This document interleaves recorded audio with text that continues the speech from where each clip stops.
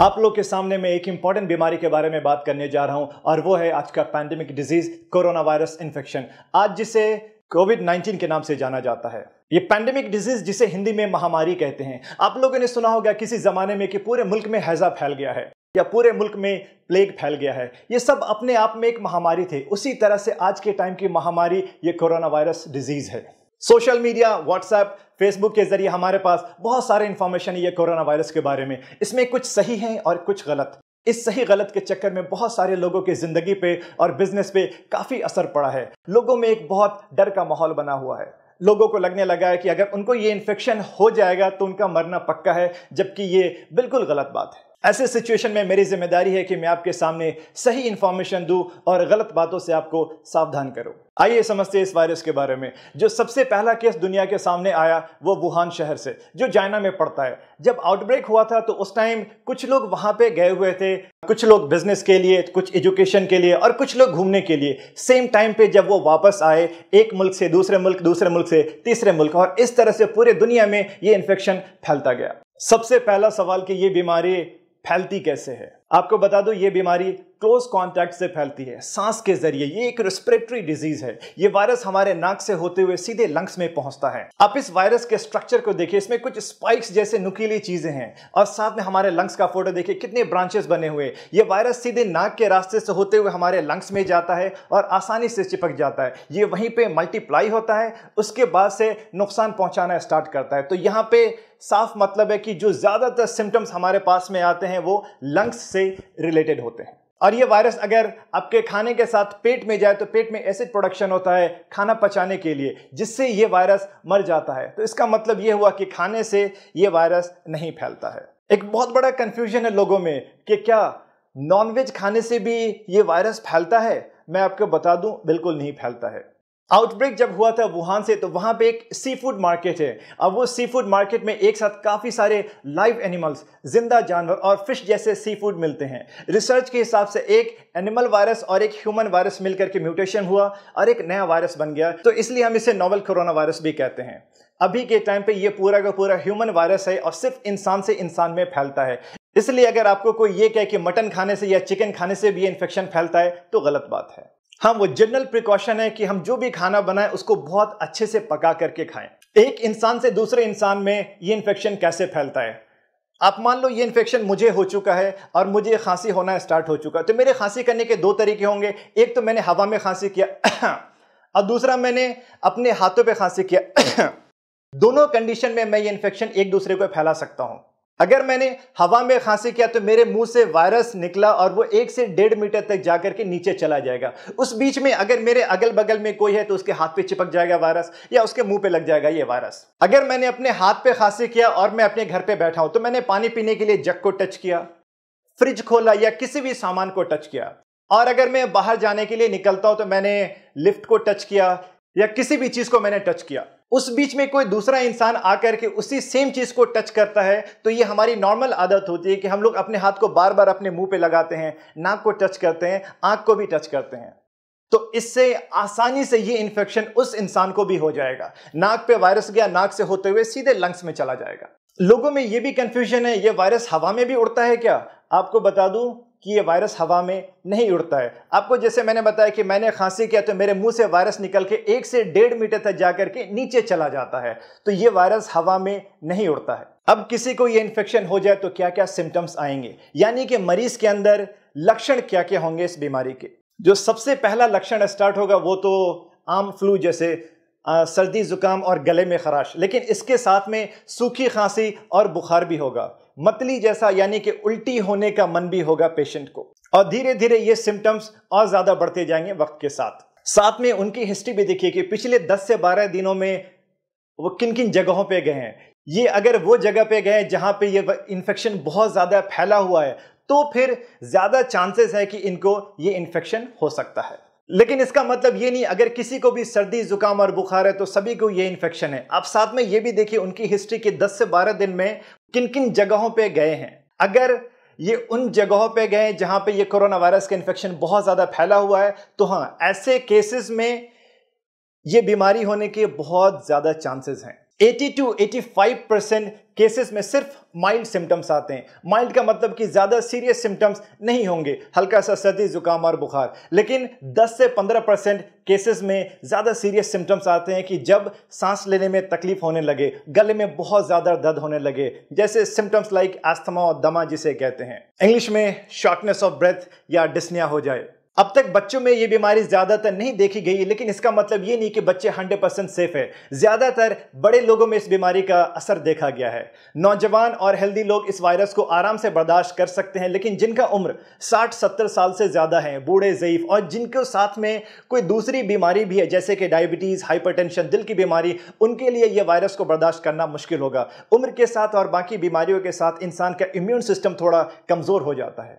Immune system का मतलब हमारे शरीर की अपनी शक्ति होती है बीमारी से लड़ने की। अगर किसी को ये सारे सिम्टम्स आ जाए तो आगे आपको क्या करना चाहिए? आप सबसे पहले इस हेल्पलाइन नंबर पे फोन करिए और अपने सिम्टम्स के बारे में बताइए। ये हेल्पलाइन नंबर इंडियन गवर्नमेंट की तरफ से है। हेल्थ अथॉरिटीज के लोग आपसे बात करेंगे और आपको सही मशवरा देंगे। जरूरत पड़ने पे आपके दिए हुए एड्रेस पे आएंगे और आपका जांच करेंगे। अगर उनको सारे सिम्टम्स इस वायरल इन्फेक्शन का लगेगा तो आपके गले से स्वैब कल्चर लेकर के टेस्ट के लिए जाएंगे, और ये टेस्ट अभी सिर्फ सरकारी लैब सेंटर्स पे ही हो पाएगा।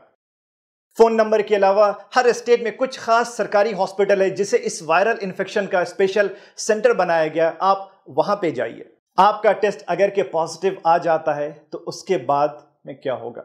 सबसे पहली बात, आपको बिल्कुल भी नहीं घबराना है, बिल्कुल भी नहीं डरना है।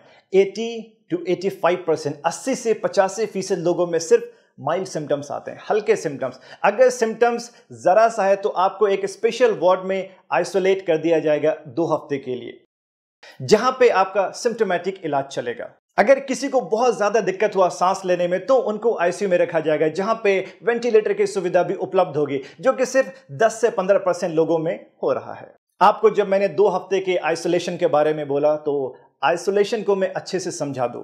आइसोलेट होने का नाम सुन के लोगों में एक डर सा बन गया है। उनको लगने लगा है कि 2 हफ्ते के लिए उन्हें जेल में बंद कर दिया जाएगा या पूरी दुनिया से उनको अलग कर दिया जाएगा, और इस डर की वजह से वो ना तो किसी हॉस्पिटल में जा रहे हैं और ना ही किसी डॉक्टर से मिल रहे हैं। आपने सुना होगा कि जो सस्पेक्टेड मरीज थे कोरोना वायरस के, यानी जिनके अंदर ये सारे सिम्टम्स आ रहे थे कि इनको शायद ये इन्फेक्शन हो सकता है, और डॉक्टर ने उन्हें एडमिट होने के लिए या आइसोलेट होने के लिए बोला और वो मरीज वहां से भाग गए। प्लीज ऐसा मत करिए। आइसोलेशन का मतलब है कि आपको एक खास रूम में 2 हफ्ते के लिए रखा जाएगा, निगरानी में। दूसरे लोगों से कांटेक्ट नहीं होने दिया जाएगा। जरूरत पड़ने पे आपको उसका सिम्टोमेटिक इलाज दिया जाएगा। यह वायरस का इन्फेक्शन ही क्लोज कांटेक्ट से होता है। आप अपने आप को आइसोलेट करके दो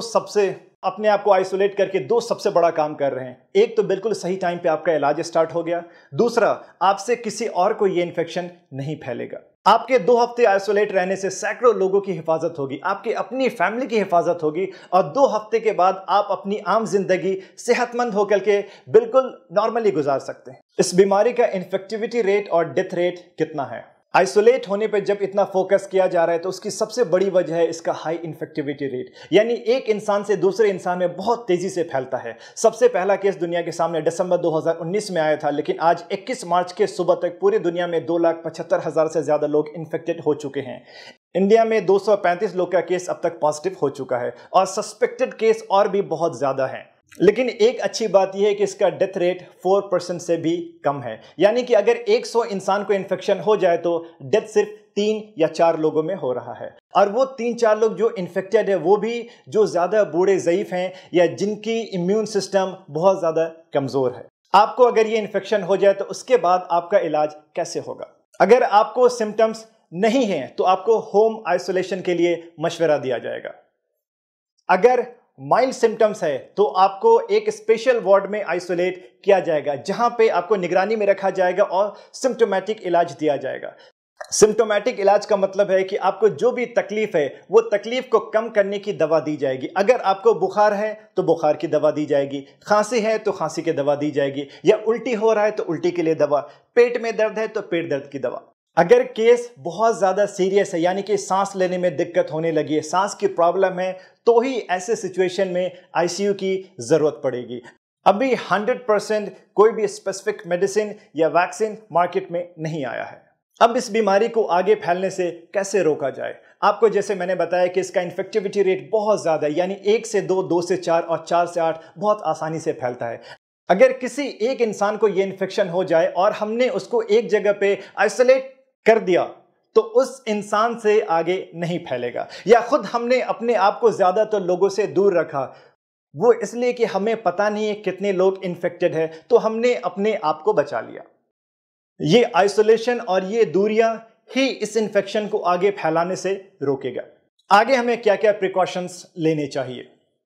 सबसे पहला, लाइफस्टाइल मॉडिफिकेशंस। हर बात पे हम लोग अपना हाथ मुंह पे लगाते हैं, नाक को टच करते हैं, ये आदत हमें बंद करना होगा। अपने हाथ को मुंह पे मत लगाइए। खांसी हाथ पे करते थे पहले, अब अपने बाजू पे करिए। ये वो जगह है जहां पे आप आसानी से टच भी नहीं करते हैं और आसानी से बाद में आप अपने कपड़े को भी बदल सकते हैं। आपको अगर सर्दी जुकाम है तो प्लीज मास्क पहनिए ताकि दूसरे को इन्फेक्शन ना फैले। मास्क गीला होते ही बदल लीजिए। आपको मास्क के बारे में बताता चलूं कि जो जनरल मास्क है उससे 100% सेफ्टी नहीं है।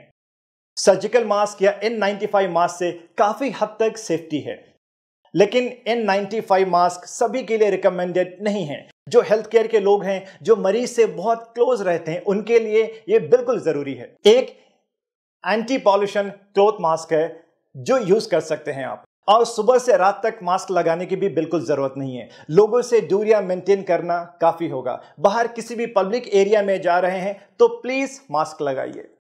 हाइजीन मेंटेन करिए, लगातार हाथ धोते रहिए सैनिटाइजर से या साबुन से हर 3-4 घंटे पे। सैनिटाइजर शायद हर किसी के पास में ना हो, लेकिन साबुन हर जगह पे है। अगर आप बाहर के एरिया से अपने घर के अंदर जाते हैं तो प्लीज अपने सारे कपड़े बदल लीजिए। हाथ और मुंह को बहुत अच्छे से धोइए।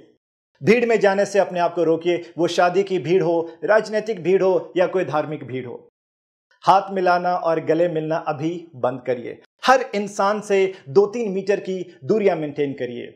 ज्यादा अच्छा है कि अपने आप को कुछ दिनों के लिए लॉकडाउन कर लीजिए। अपने घर की सफाई सूखे झाड़ू से नहीं करिए, बल्कि सीधे पोछा लगाइए। वो इसलिए कि अगर एक इन्फेक्टेड इंसान ने खांसी किया तो वायरस 1 से 1.5 मीटर उड़ के नीचे जाता है और वो जमीन में लग जाता है। आपने अगर सूखा झाड़ू लगाया तो वो हवा में फिर से उड़ेगा और दूसरे को इन्फेक्शन फैलाएगा। तो ज्यादा अच्छा है कि सीधे आप मॉपिंग करिए, पोछा लगाइए डेटॉल या सेवलॉन के पानी से, और ज्यादा से ज्यादा पका हुआ खाना खाइए, गर्म पानी पीजिए। आपको मैं दोबारा रिमाइंड करा दूं कि 80% लोगों में सिर्फ माइल्ड सिम्टम्स आते हैं, तो क्या इस बीमारी को हल्के में लेना चाहिए? बिल्कुल भी नहीं। आप में से जो लोग हेल्दी हैं, यंग हैं, आपको इन्फेक्शन हुआ आप बर्दाश्त कर लेंगे, लेकिन आपके घर पे रहने वाले या अगल बगल में जो बूढ़े ज़ईफ लोग हैं या जिनका इम्यून सिस्टम कमज़ोर है, वो इस बीमारी को बर्दाश्त नहीं कर पाएंगे। ये इन्फेक्शन बहुत ही तेज़ी से फैल रहा है। जो हालत आप इटली के देख रहे हैं, हालत आप जो इटली की देख रहे हैं न्यूज़ के ज़रिए, वो हालत हमारे हिंदुस्तान में ना फैले। आप अपनी हिफाजत खुद करिए। आपकी हिफाजत ही सबकी हिफाजत है। एक इंसान से दूसरे इंसान तक फैलने का जो चेन बन चुका है, हमें वो रोकना है। लोगों को एजुकेट करिए, सबको इस बीमारी के सिम्टम्स और प्रिकॉशंस के बारे में बताइए कि ये बीमारी से कैसे बचा सकता है और इसको आगे फैलने से कैसे रोका जा सकता है। प्लीज घबराइए मत और डरिए मत, एक दूसरे का हिम्मत बढ़ाइए। अभी सबसे इंपॉर्टेंट है इस बीमारी से लड़ने की और इसको खत्म करने की। आपके पास, हमारे पास जान है तो जहान है। आज के टाइम पे shopping malls, cinema theatres, schools, universities सब बंद हो चुके हैं सिवाय हॉस्पिटल के। हॉस्पिटल में काम करने वाले doctors, nurses, lab technicians, ward boys, guards या जो भी स्टाफ्स हैं हॉस्पिटल के, उनके काम में सपोर्ट करिए और उनका शुक्रिया अदा करिए। ये वो लोग हैं जो अपनी जान को खतरे में डाल के हर किसी की हिफाजत कर रहे हैं। A big salute to all medical professionals. Health care administration से या हमारे सरकार की तरफ से जो भी इंस्ट्रक्शंस आते हैं, प्लीज उसको फॉलो करिए। इसी में हम सबकी भलाई है। आप सब लोग सेहतमंद रहिए, खुश रहिए और ये कोरोना वायरस से सेफ रहिए। Thank you so much.